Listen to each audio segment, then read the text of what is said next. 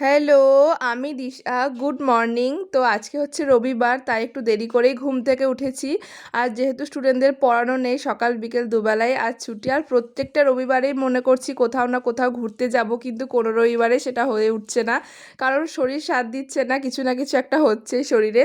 তো তারপর দেখো এখানে আমি স্নান টান সেরে নিয়েছি, যেহেতু বেলা হয়ে গেছিলো, জলখাবার আর কিছু খাইনি, ভালো লাগছিল না। আর এদিকে তাই মাকে বলেছিলাম যে আজকে ভালো কিছু রান্না করো, আজকে তোমার হাতে ভালো কিছু রান্না খাবো।